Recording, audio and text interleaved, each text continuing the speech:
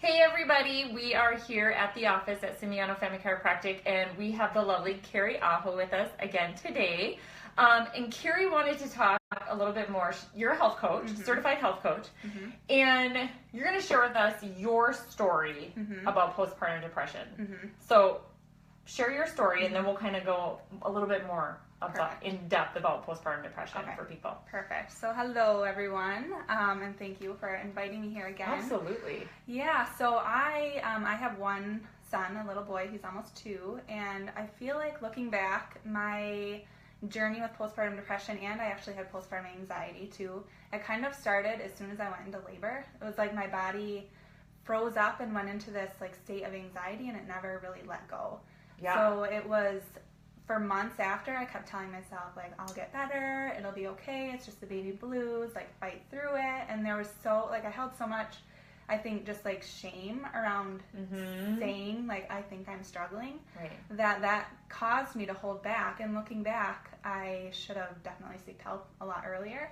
Yeah. And so, really what ended up happening was one night, my son was probably 3 or 4 months old at this point already, and I was trying to put him to sleep, and he wouldn't sleep. He was crying and crying, and I lost it and started yelling at him. And my husband came flying in the room and took my baby from me, and he just kind of looked at me and said, I don't know who you are anymore. And that was when I realized, okay.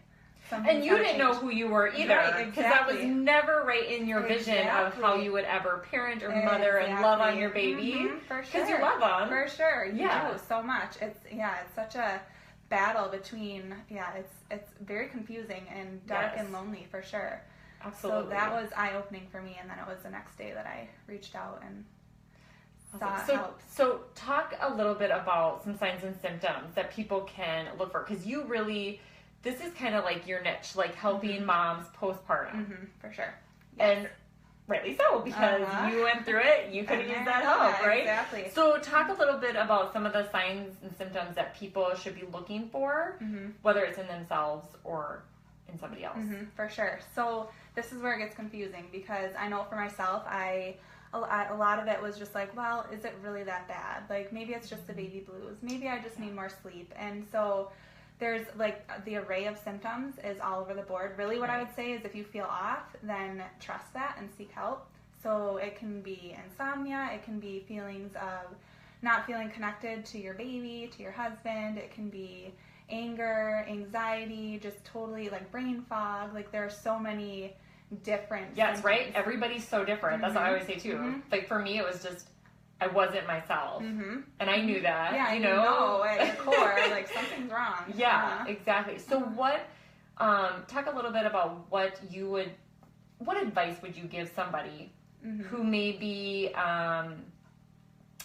they notice it in like a friend or what can they say? Like somebody who's on the opposite side, a husband or whatnot. For sure. This is huge. So a lot of times people, when we don't quite understand where somebody's coming from, we want to say like, it's okay, it'll be okay, you're fine. And that's all good and well, but really I feel like what's super helpful to tell somebody is, first of all, like just ask them, say like, tell me about it. Tell me how it feels. Tell me what you're going through. And then really believing them and honoring whatever they have to tell you, because it's scary to admit what your thoughts are. For sure. As you know. And so, and then also just letting them know, like, I'm here for you. Let me help you seek help. Like, let's get this figured out. And then also, it's not your fault. That's a huge one. And this will not last forever. Yeah. So those are... So what are some resources that people can look to? Because I feel like so often they feel like it's like one or two things. It's either this or it's that. And so sometimes people, like, I can see going on the medication, and some people probably need the medication. For sure. And there's some people who absolutely don't want to go down that road. And so what are some options that they can seek out? Yep, so there's medication, there's therapy, there's counseling, there's body work, energy work, there is self-help groups and support groups. They're really, and then also one of the big things I learned after, which was really helpful for me, was getting blood tests done to check hormone levels. because a lot of times, even just going through labor and delivery, our hormones are just like... Oh, no, our hormones are like crazy, so, exactly. right? And sometimes they don't balance back out. So then doing those tests to figure out, okay, like which supplements do I need to be taking? Which foods should I be eating to help to level out those levels? And just going off of that, so one of the things that we do in our office is we test how adaptable you are to stress. Like, childbirth is stressful, right? It's this fight or flight mode.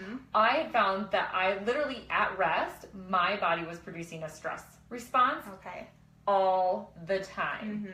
And so that's what I looked at, and I was like, holy heck, right? I had to get myself balanced out. And so that's what we did. I mean, I did a lot of different things, whether it was chiropractic care, massage, tons of different things. Self-care was huge for me, and absolutely with talking for me, it was being able to discuss it with my husband. Some husbands are not, maybe they don't want to talk about it, but you can find a friend, a mom, like your mother can be a good resource. So there's a lot of things out there, but you kind of have to be willing to, like, you have to take that first step. For sure. And I think the first step oftentimes is admitting to yourself what's going on, and that is truly, like, we don't want to admit it so often because there's that stigma attached to it.